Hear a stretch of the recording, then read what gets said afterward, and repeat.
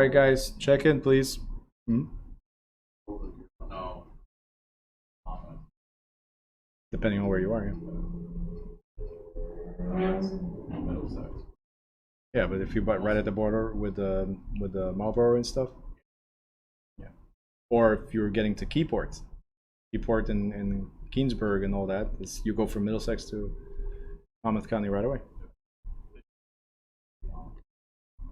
Just like Keyport should have been Middlesex. Union Beach.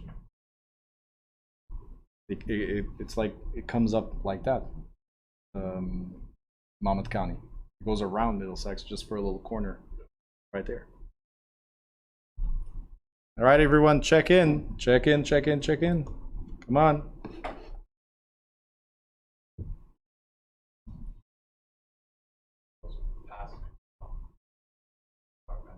Mm-hmm.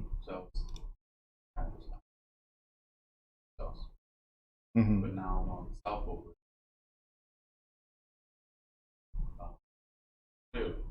Middlesex, yeah. And it's weird. It's like Woodbridge is the same thing. It's called Woodbridge, but then you have Fords, you have like so many different places there. Avenel, right? Yeah. It's just ridiculous. Absolutely ridiculous.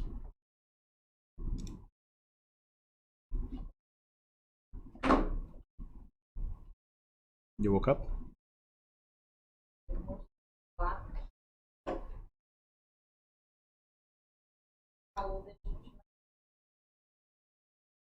Mm-hmm. Check in, please.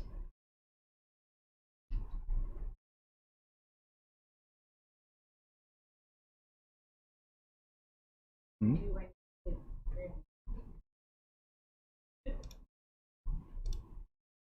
All right.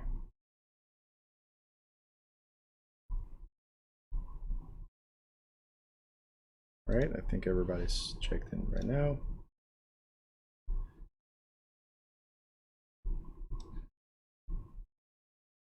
All right, so real quick, guys, we're gonna go over real estate market economics. It's only 9 pages, and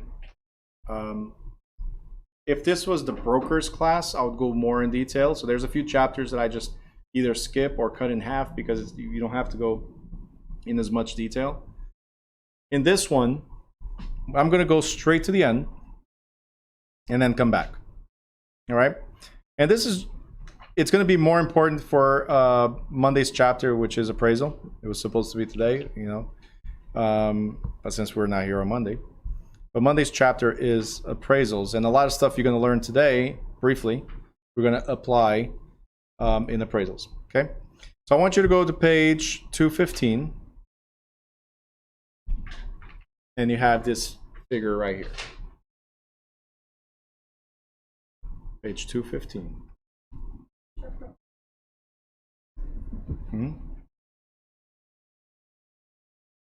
Circle of market. There you go.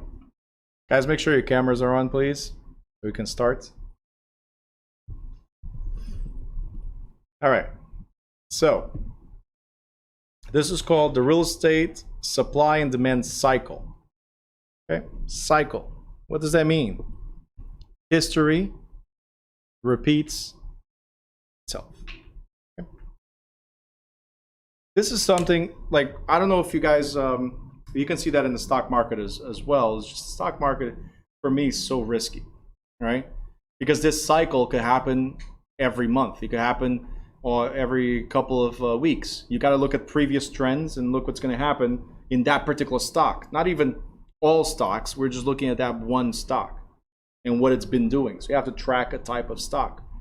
In the real estate business, is a little different. In the real estate business, on average, every 10 to 15 years, there's some type of adjustment to the real estate market. All right, and that's one of the things we're going to talk about today, and we're going to talk about in appraisals, is that the cool thing about real estate investment, and look, it's not because I'm teaching a real estate class, it's not because I'm a real estate investor, it's not because I am a realtor, but one of the passions I have about real estate is the fact that it's predictable. Even the book says there's a cycle. How does this cycle happen? How is it predictable? Okay? Let me start by here, because that's where we are right now. There's an undersupply of properties. Prices, what happened to the prices? Went sky high, high prices, and there's low vacancy. Whenever there's a apartment for rent, there's like 100 people trying to fill that vacancy, right? So hold on. So this is what happens when there's high demand to something, and there's low supply. Prices go up, and to meet the demand, what do we try to do? Build. So construction goes up. Isn't that true? Hasn't that been happening? New constructions, like especially if you're around here where I'm at, right? You go to Harrison, you go to Jersey City, here in Newark, Elizabeth, Rahway, anything close to a train station right now, there's huge developments happening. Why? To meet the demands. There's no vacancy, right? But here's what happens. When construction goes up, there's going to be a rise in vacancy. Maybe not apparent at the beginning, right? But if I build 400 units, it's going to take a while to fill up, right? In today's market, maybe 6 months to a year, it's filled up already. But if I build another 400 units, and if I build another 400 units, and if I build another 400 units, eventually there's not enough people to fit into those places, right? So what happens to the prices? They start stabilizing or even falling, declining. I'm not saying declining like, hey, you're at 500,000, prices are now going to be 50,000. No. But you're at 500, now it's a 490, maybe 480, right? There is an adjustment. That increase stops happening. Have you noticed that now? That prices are stabilizing, right? And we reach what's called a supply and demand equilibrium, a balance, right? A supply and demand equilibrium is when we have enough housing, right, for the buyers or renters. So there's no need for more, there's no need for less. The problem is, as people move into a high demand area, keep on moving to a high demand area, construction slow down, right? Rising vacancy, right? Falling prices keep going. So now we have an oversupply of properties. There's too many properties out there, right? We didn't get to that point, obviously, but it's coming. There's an oversupply of properties. There's high vacancy. What happens to prices? Tank, okay? And again, the tanking that I'm talking about is not like 2008 market where it just tanked down to 50% in some areas. No. But tanking, I'm talking about anywhere between 10 to maybe even 20% in certain markets, right? So there will be a correction. There will be an adjustment. Prices cannot keep on increasing the way they are because income is not increasing. That's the simplest way that I can explain this to you. And there's no economist out there that can beat me to this. I'm sorry. If income is not rising, but cost of living keeps on rising, eventually something is going to fail. The purchase power is gone. And if there's no purchase power, right now what's been saving us is the low interest rates. Because we are at the same prices that we were back in 2007, 2008. It's just that back then interest rates were high. They were at 6, 7, even 8% in certain areas. That's it. That's the only thing that's saving us. But if there's no income, like right now there's none to a lot of people, eventually foreclosures happen because nobody can pay. And since nobody has that savings set aside, they're not buying the foreclosures either. So there's going to be a lot of vacancy. There's going to be a lot on the market. Construction stops altogether, right? Falling vacancy because now we start buying properties. And again, just like in 2012, prices slowly, so from 2009, 10 was the lowest point, right? And then 2011 stabilized. 2012, they started rising slowly. Okay? I don't know if you guys been to that market. If you remember that market, some people don't, right? They went through it like, hey, it's just another, I was a tenant, or I had a job, or whatever, so they don't even know, or I was too young to remember, right? It happens. You were graduating high school. There you go. How old are you? You're concentrating on paying your rent. So you didn't feel it like I felt it as an investor, right? I've been doing this for 16 years. So I started in 2005. I was like 3 years in to investing, and then boom, market crash. I'm like, oh, damn. It's the right time.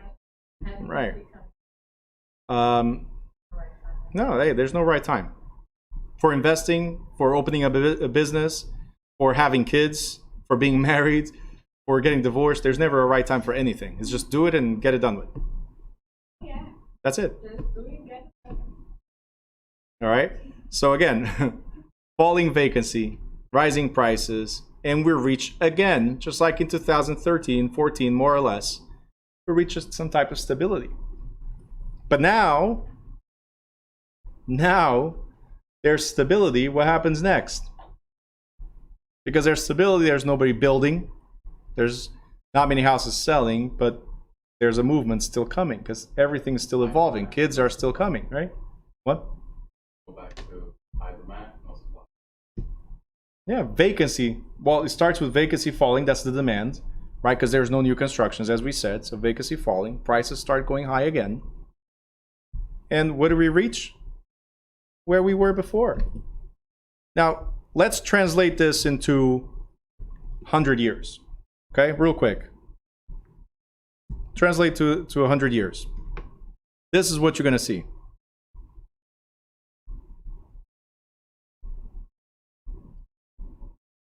You see how it always goes down a little bit? It keeps on rising. Don't expect this, right? There's a stability in the real estate market. This is what you see. You want to see how it is in the stock market? That's the stock market. All right? Why? And people that are in stocks, they're like, Bruno, that's messed up. I love stocks. I'm down 40% on today. You're down 40%? Congratulations. It's time to invest in more. Because eventually it goes up. Yeah. All right? There's just some people sell I've been out of panic, like I've done. With stock market, I've sold out of panic. It's not my focus.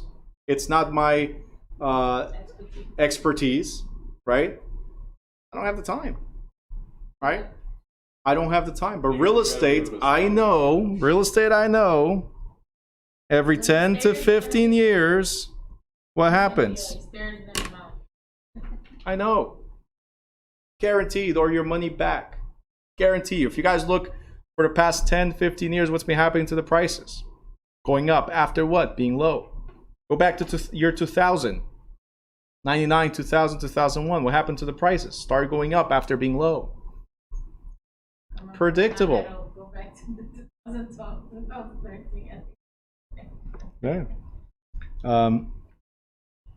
Philip says corrections do happen as well. Yes, that is true, Philip. Corrections happen in the stock market. Like I said right now, also, Wences lost 40%, right?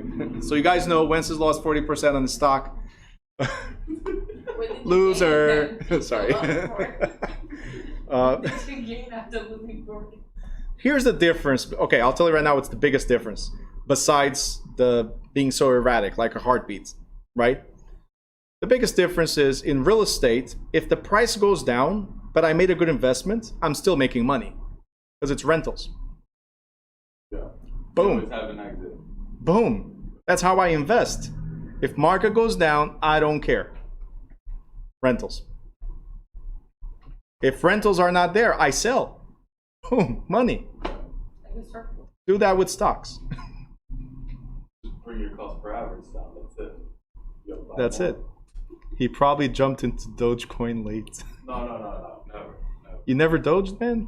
I doged, but in January. In January, you doged? Did you sell it or you kept it? Kept it and then sold it Friday before Saturday. Oh, okay. Night Live. Terrible. Smart man, he says. Did you do Safe Moon? No, it's too complicated. I don't like the whole trading. Man, if it goes to $1. If it goes to the moon. Terrible. Jose A says, Rob, I spent all my buying power. Philip says, Safe Moon is way too risky. So it's not safe? Is that what you're telling me? It's risky moon, not safe moon? I'm not giving any type of advice on these things. I don't like them. I might have thrown some money at it and just leave it there just in case. But it's not like I'm going to put $100,000 into it like some people did. Lifetime savings. Right. Buy safe Mars. Jose E, when do you think foreclosures will peak after protections are removed? Watch out for the end of the year. I'm looking to buy either a condo or a multifamily home. Yes. Stay away from condos unless it's an area like Florida, like right by the beach where it has high demand that you can turn it into an Airbnb. Or if you're in the middle of Jersey City and you can turn it into an Airbnb, or middle of New York, Airbnb. I'm telling you guys, always look for alternatives because condos are very easy to buy, very hard to sell. I hate condos. Hate them.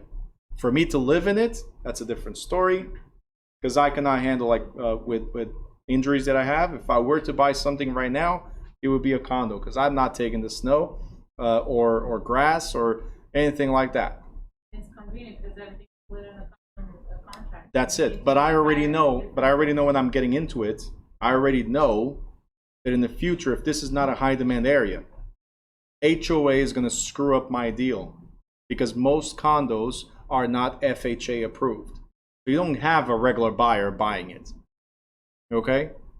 It has to be a conventional. Some HOAs or homeowner associations allow FHA, but the majority are against it. Some have conditions on renting them out. Well, for condos, shouldn't, because it's my unit. Yeah. Co-ops have it, or 55 pluses as well. Yep. Okay. So Jose E, if you're watching, multifamily is the way to go always. Okay, unless again it's a vacation home somewhere, where you can turn it into one. All right. So you guys understood the cycle, right? That's the real estate market economics, or like Philip said, it also happens in stocks. It happens in everything, right? There's ups and downs. There's cycles, right?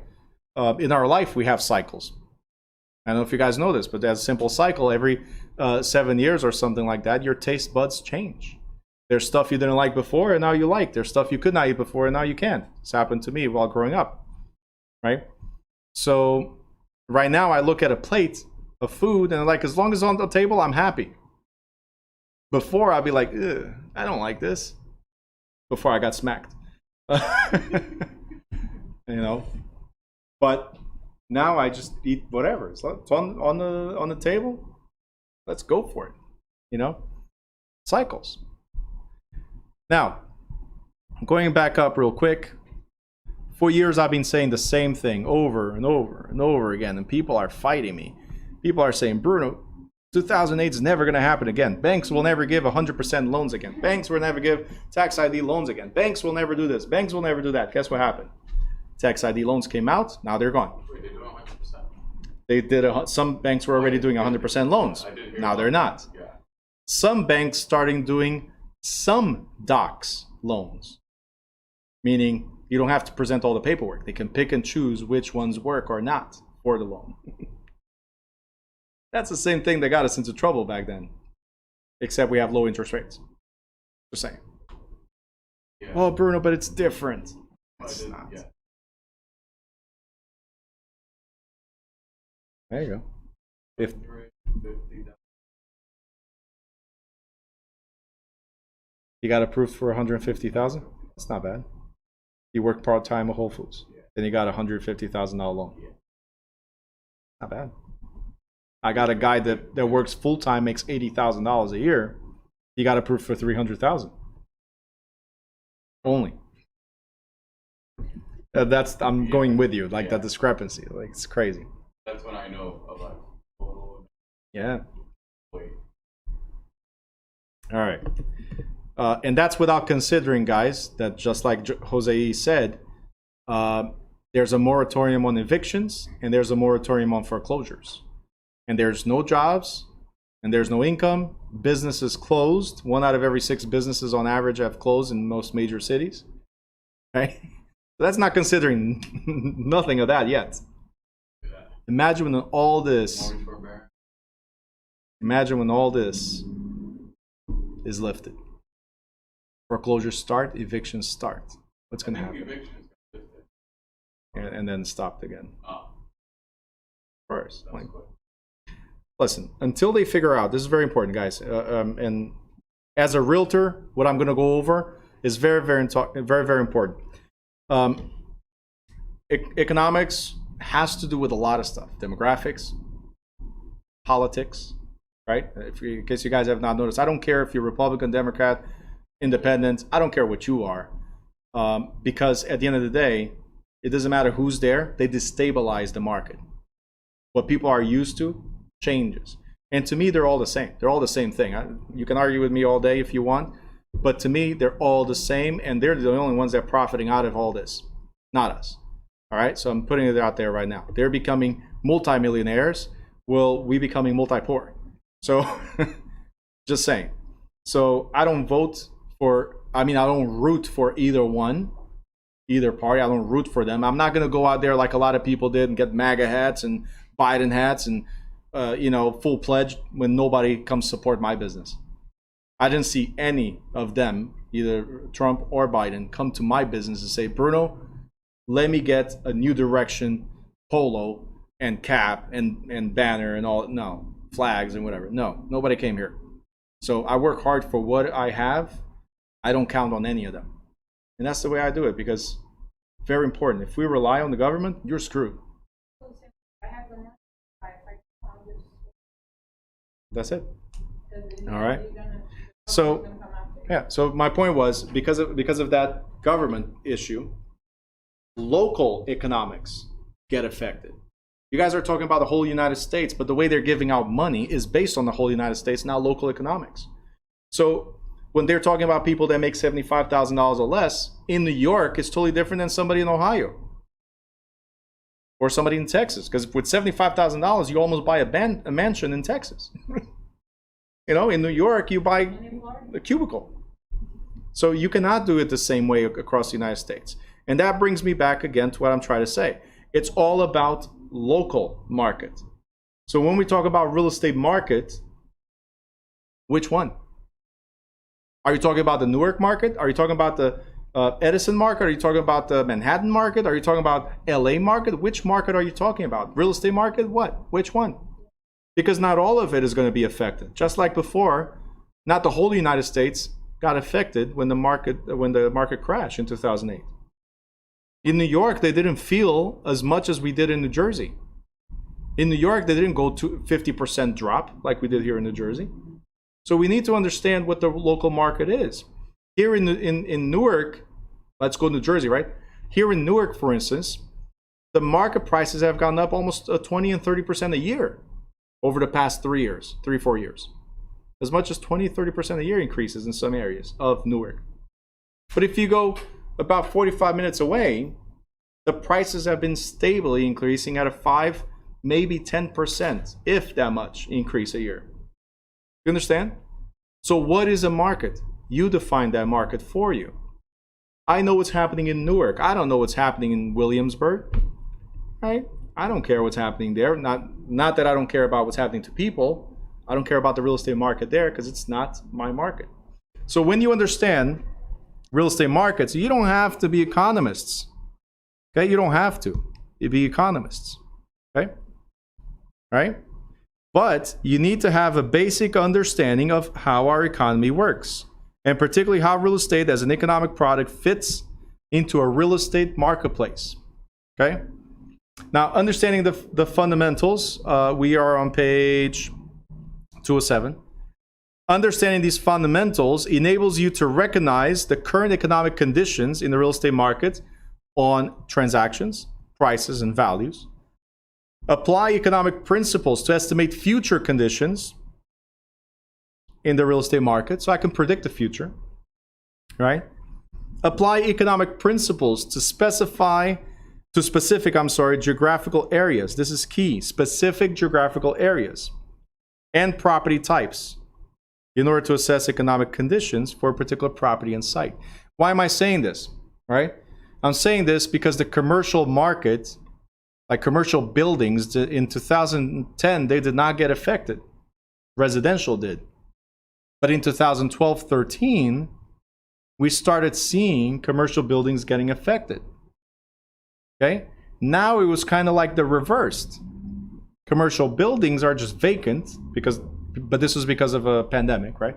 They're vacant, while residential, there's no room. They're just packed, right? Eventually, something is going to happen. So when you're looking at a particular market, like here in Newark, right? When you're looking at a particular market, what type of property are you talking about?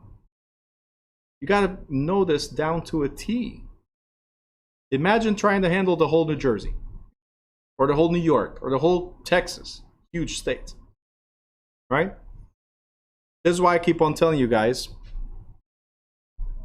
focus on the local market. This will benefit your clients. Don't ask me about Woodbridge. I have no idea what's happening there. Ask me about Newark.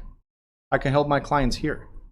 In Woodbridge, I'm going to talk to a professional in Woodbridge to tell me what's happening, or to work with me, to cooperate with me and my clients. Okay? But you can also be greedy and try to control the whole thing. All right. So we already talked about this. Supply and demand, price and value. Right. What is supply and demand? How many units are available? And demand is how many people want those units. Those particular units. Okay? Some people love Samsung. Some people love Apple. When a new product comes out for Samsung, the Samsung people rush at it. When an Apple product comes out, Samsung people are like, nah. Some will try it and they buy one Apple, right? But it's not their market. You understand? Apple does not market to Samsung. Samsung does not market to Apple users, right? So you need to know the type of properties, the type of market, and the supply and demand differs for the two. And that affects price and value, as we just said.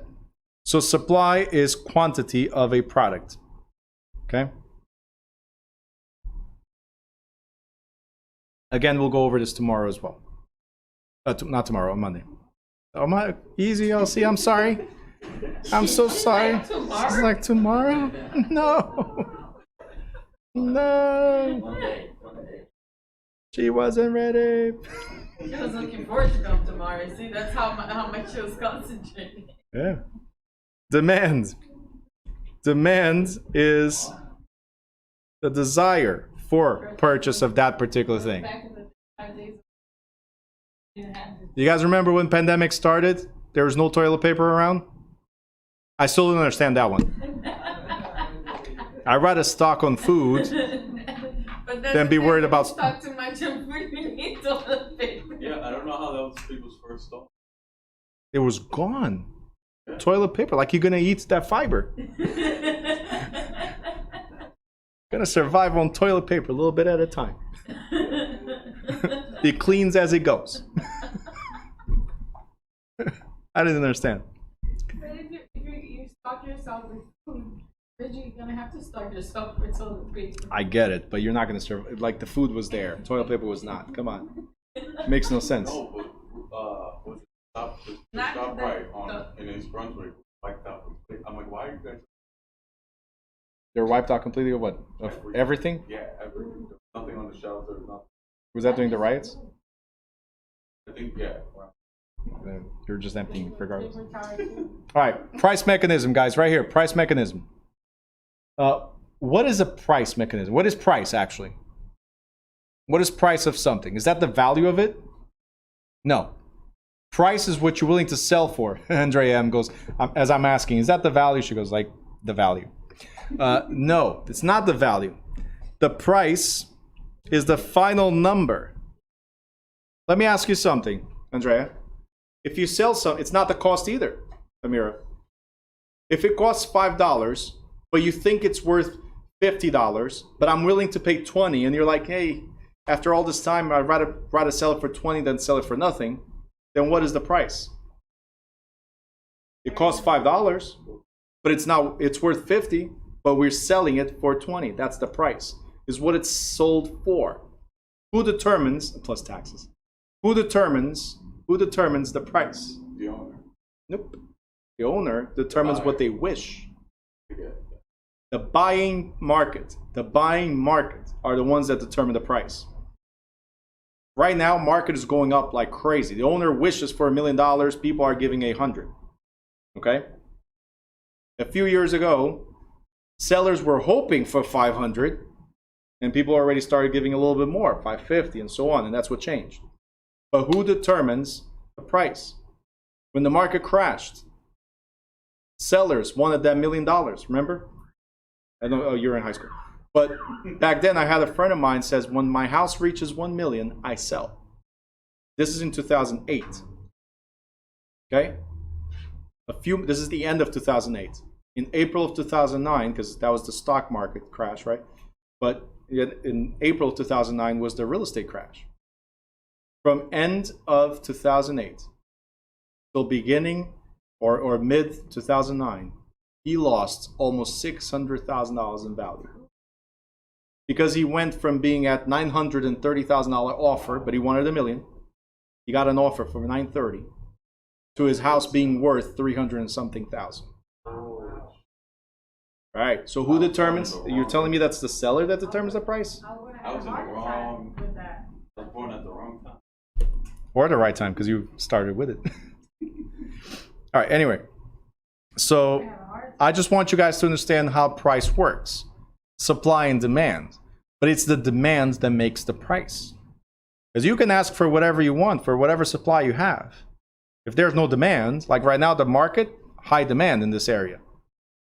So you can bring the price up because people are willing to pay for it. Okay? Have you ever been to Kohl's, Macy's, or any of those stores to buy clothes? Okay. Who goes to the side aisles? No. Oh, right on the side. It's on display. The main displays. Clothes are hanging there, and they say like $100, $200 for a polo or for a shirt or whatever. Do you guys buy whatever's on display like that?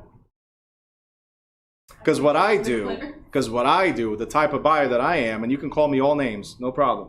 The type of buyer that I am depends on brand. Hell no. I'm gonna go for the brand called clearance. I'm looking for the brand called clearance. That's the best brand ever. I'm going for the clearance section, and whatever brand is there, I'm buying. As long as it fits and looks good, I don't care. Just like real estate, I'm looking for the discount houses, where some people are now buying the display on the shelf, right, on the main shelf houses. They're paying for overpriced homes. No offense if you're buying a house now or if you just bought it, but They are, yeah. You understand my point? It's crazy. Right? Yeah. And then there's investors, they are waiting, like Jose E says right now, I'm looking to buy a multifamily or a condo as soon as the market starts tanking.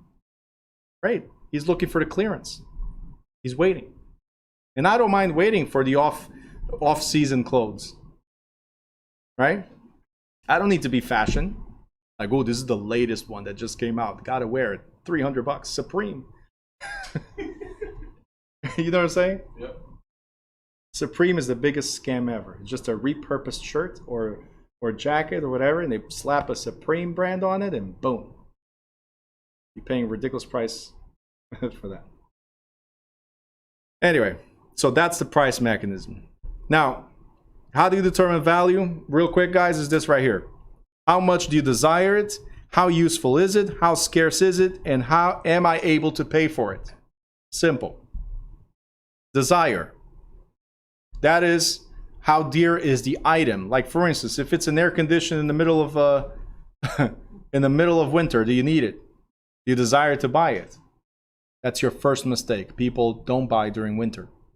They buy as soon as it reaches 100 degrees. Yeah. Utility, is it able to do the job? Of course. If it's in the summertime, it's cool, right? Scarcity. In the middle of winter, there's a lot of it. But in the middle of summer, it's scarce. There's not enough around. So prices go up. Okay? Say it again? There you go. They're used to those little boxes on the window. All right. Purchasing power is the fourth component, which is the consumer's ability to pay. If you cannot afford it, will you buy it? No. Well, in Brazil is worse. If you think America's easy to buy, in Brazil they'll split everything in 12, 24, and even 36 payments. Rest of your life. For the rest of your life. That's it. You can buy a coffee and then split it into 12 payments. Oh, yeah. Let's go to Starbucks. How'd you like to pay? Right now or the next 12 months? It's like I saw this video. Oh, we're giving away 3 months payment on us. How many months would you like to split? It's like 3 months. So crazy. Rob is smiling. I know he's typing something there. No? Okay. You telling somebody else how I'm picking on Brazilians? I don't pick on nobody. I'm always messing with people, even myself. All right. Now, Amira, you said that price was cost. Remember that a few minutes ago? Not the same. Cost is how much it costs to build something, to manufacture something. Would you sell something for the cost? Like it cost me $5, I'm going to sell it for $5? No. So cost is not the same, right? In fact, let me bring you something else. If a two-family house costs $500,000 to build, let's say in a particular market, right? And I bring the same two-family house to a different market, and still costs me $500,000 between the purchase of the land and the construction, is the price or value the same as the cost? No, because they might have cost the same, but in the middle of Manhattan, that property is worth $2 million. In the middle of Newark, that property is worth $750. But if you bring it all the way down to Trenton, that property is worth the $500 that it cost to build, right? As an example. So you need to know what market it is on. So cost is different than price. All right. What is a market? Is where places. I'm sorry. It's a place where goods and services are traded or sold. So what you were saying. Okay. And it has to do with supply and demand. Simple as that. Too much supply, not enough demand, prices. Not too much supply, not enough demand, prices decrease. Not enough supply, a lot of demand, prices increase. It's a seesaw effect. Simple as that. One goes up, then it goes down, and prices vary according to that. Okay. Again, this is just an overview of what we're going to go over on Monday. At the bottom of page 210, we have the equilibrium time lag. What is a time lag? How long it takes for that balance to be reached, right? And again, 10 to 15 years. No? Everything crashes. It just depends on what the crash is. Your bank account crashes. Because if you have... Because every 5 years, you're either going to have to buy a new car or you're going to have to fix an old car. Guaranteed. Every 5 years, there's a major expense. Guaranteed. Tell me that's not true.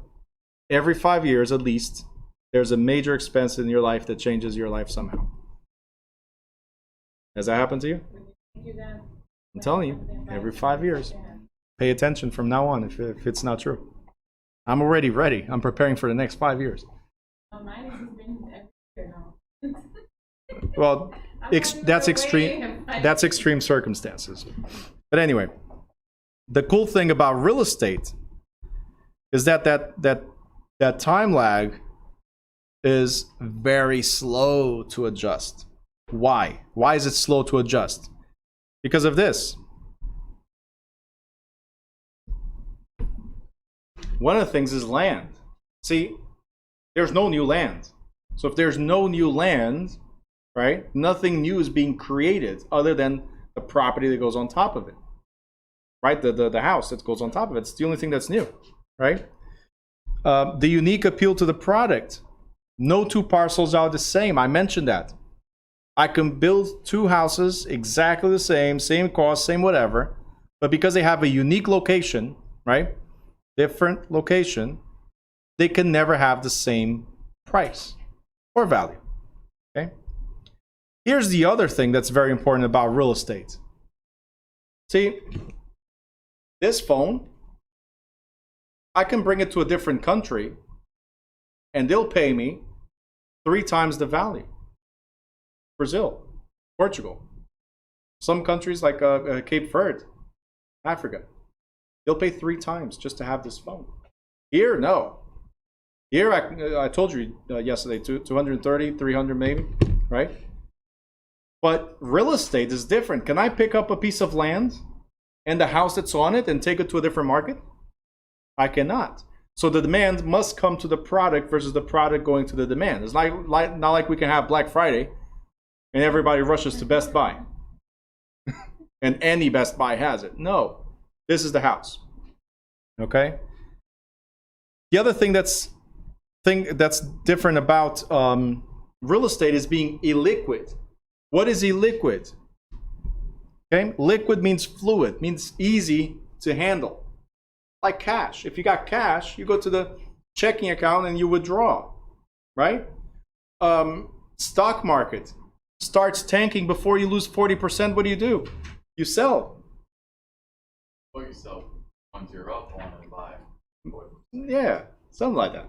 But you can sell something. You just said right now you can trade. You sell once and buy the other, right? You adjust. But that could be on the spot. You can catch it if you're fast enough. You can catch it before it falls, right? But real estate, if I want to sell my house tomorrow, put it on the market today, be sold, completed, done tomorrow, money in my pocket, I can. But I will lose a lot of money. Okay? That's the thing. I cannot tap into the cash as quick as I would like. This is why, and we'll talk about this in a different chapter, this is why I love lines of credit. Because a line of credit is you're tapping into the property equity, right, as quick as going to a checking account. You always have liquidity if you do that, right? So if you need immediate cash, instead of selling your house, use the house for something else, right? And then the best part is this. Like I said, it's very slow to respond to changes, guys. Very slow. So if it's slow, it's predictable. 10 to 15 years before it drops again. It dropped in 2009. 10 years later is what? 2019. So when is the worst? Like when is the end of this cycle? Before it drops or around the middle where it drops, right? 2024, more or less. So you can expect that by the end of this year or up to 2024, there will be a market adjustment. Think about it. 10 to 15 years at most. I can think about it as over the end of this year and beginning of next year. I was waiting to see what this administration would do as far as, since the previous one didn't know much regarding the no offense, okay? It's not, understand what I'm trying to say. Before anybody says, oh, MAGA. Like, no, that's not what I'm trying to say. All right. Okay, I'm not saying they did a good job, did a bad job. This is neither administration handled the pandemic so far. The fact that there's no jobs, the fact that there's no businesses, that there's foreclosures, that there's evictions. There's moratorium. So there's like they're pushing it. It's like sweeping dust under a rug. You're not taking it away. Eventually you will trip on that rug, right? And dust all over. So I was waiting until more or less April to figure out, because if they didn't figure out until now, the crash is happening very soon, right? Because eventually, without a solution, market is going to crash, right? No matter what. And I could be wrong. I don't think I am. Okay? But predictable. Andrea M., yes, there's no foreclosures because of the pandemic. But how long can they push this? It's going to get to the point the banks say, hey, save us. And guess what happened back in 2008? Banks said, save us. And once that happens, market crashes. Anyway. And we talk about decentralized local market. All right. Supply, demand, we just talked about this. Factors affecting demand for residential, quality of life. Guys, you don't have to highlight this. It's just for understanding what market is. Quality of life, neighborhood quality, convenience and access to services, dwelling amenities, that's for residential. For retail, businesses, right? Sufficient trade, level of trade, sales volume per square foot, consumer spending patterns. You need to study that before you open up a business. Oh, I think it's great to open a restaurant in the middle of Newark. Great. How many restaurants you have there? How's yours unique? Are the consumers spending enough in food outdoors, right? A lot of people started shifting, as an example, to meal preps. Because with all this pandemic, people are staying home, not going to restaurants. So they prefer to have somebody else cook for them, obviously, but not being exposed. That's why they're letting people take off their mask now, because not because it's safe, but because the market is going downward. Yeah. Look, I don't get involved in that discussion. Other countries have been using masks for a very long time to protect others from their disease when they're sick, when they have a simple flu, say. But here we're complaining about everything. So I'm not going to discuss this. You can think whatever way you think. That's the cool thing about being alive, is we have our own conscience, and we can make our own decisions. I wear a mask, period. You're going to tell me, not right now, I'm distanced, but you want to tell me not to wear a mask, as some people were suggesting? Like, hey, if you see people on the street, tell them not to wear a mask. It's ridiculous. This is a hoax, whatever, whatnot. I almost died of it. So if you think it's a hoax, good for you. Last year, I almost literally died. I couldn't breathe at all. And I've had the flu several times. Never felt what I felt. So again, totally up to you. Oh, and my whole household, they all had it. Okay, so if you think it's not, totally up to you. All right, anyway. Jose says, I agree with you. The solution is not coming anytime soon. Nope. All right, for office users, it's different, obviously. For industrial users, it's different.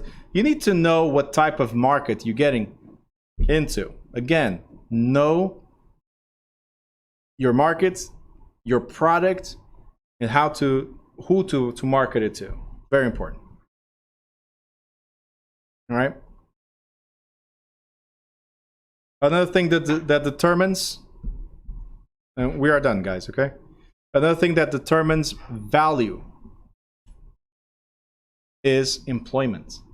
If you're in the middle of the desert, how much are those properties going to be worth?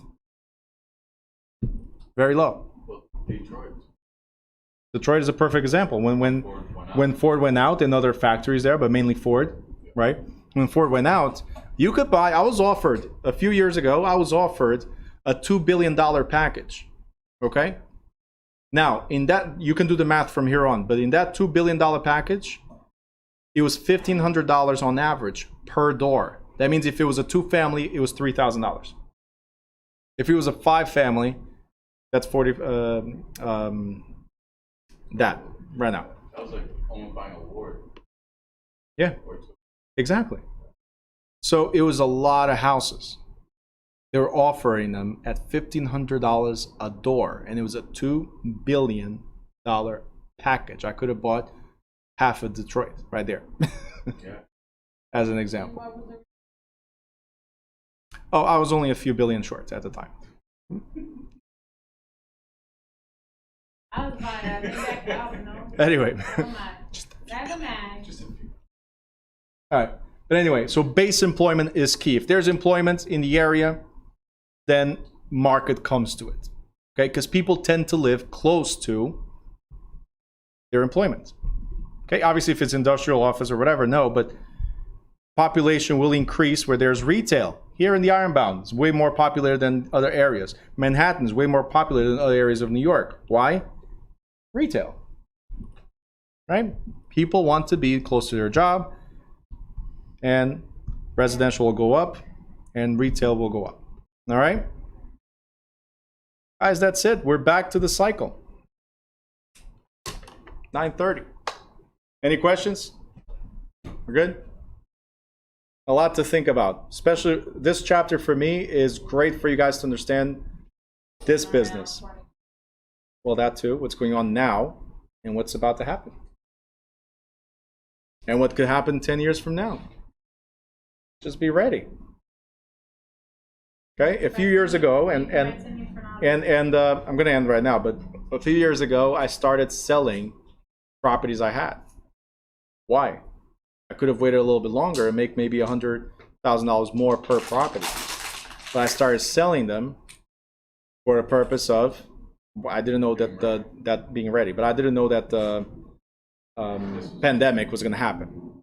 So when I say a few years ago, was literally 2018, and I think the last one that I sold at the time was 2019. We come 2020, pandemic, right? So I still hold on to some, but I was unloading properties, right? Because I was predicting that eventually, based on what the banks were doing, eventually market would adjust. Now it's going to be even a bigger adjustment. So guess what? Holding the money and investing soon. You got it? All right. And if you think that's bad, by the way, taking advantage of people's losses, look, it's not me taking advantage of you, because I'm not going to your house and saying, hey, I'll give you X for you to get out, as some people were doing. That's taking advantage. But if the bank took it, or if an auction, whatever, and I'm in the open market, there's nothing wrong with that, right? In fact, what I was doing in back then, in 2010 and all the way to 2014, what I was doing is I would go to auction, and I would do a lease with option to buy back to the owner. It's not about taking the house, right? Because if it's your house and you want to take care of it, go ahead. You'll be my property manager. I save on the property management fees. And then later on, you can buy it from me at a decent price versus the inflated price you bought it. So you can choose to take advantage, but still help. Totally up to you. Be kind. All right, guys, that was it. That was my motivational speech. Inspirational, motivational, whatever you want to think about it. We are done. Enjoy your weekend. And on Monday, we are back. Study, study, study. Ask questions in the group. Go through the student portal, please. We're getting halfway. As soon as we get halfway, which was actually today, it's 30 chapters. We're on chapter 15. We're getting halfway.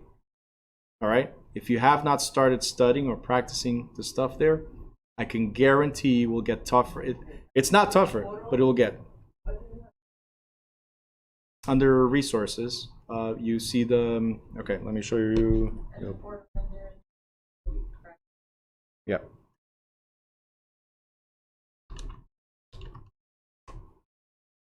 In the portal, so you go up here to student login on the top right hand corner. You log into your account, and this is where you see right here, this is where you see the Zoom class, the attendance app, all that stuff. But then here you have course resources. Course resources, you have the Facebook group, the WhatsApp group, the ebook, the Quizlet. You should be practicing Quizlets, and so on. Yep. And then the other thing you have, which I recommend, I know you guys don't want to hear me again, but if there's something you have not understood, go back to the class replay. Watch it again, okay? Not only that, we have the chapter pages, so just this chapter, and we have the review quizzes for you to test yourself in that chapter only, okay? I know, Eric, you've been doing that, right? You've been watching everything. So it's very important that you guys take advantage of all the resources. Once we reach chapter, I don't know who's this guy. Once we reach chapter 26, 27, you guys can go and then test yourself. These are practice exams, very similar to the final exam for the school, very similar to the state exam. Okay? So take advantage. Don't do this yet. This one is only when you complete 90% of the course. The Quizlets and the ones at the end of each chapter. Are you gonna have class on Memorial Day, 31st? The class what? Memorial Day, 31st. Why? I don't know. I'll think about it. All right. They are definitely helpful. Thanks, Philip. Jose, what's the group number? Aren't you part of the group? What'd you say? I might want to go on vacation.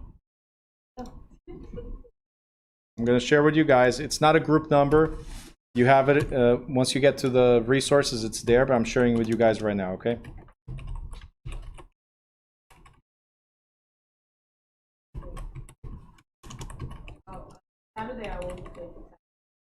Okay. Okay, just click on that link right there, and it should take you, or just type it into your browser. It should take you directly into the WhatsApp group. Okay. All right, guys, we are done. Enjoy the rest of your week. Reach out to me if you need anything. Thank you.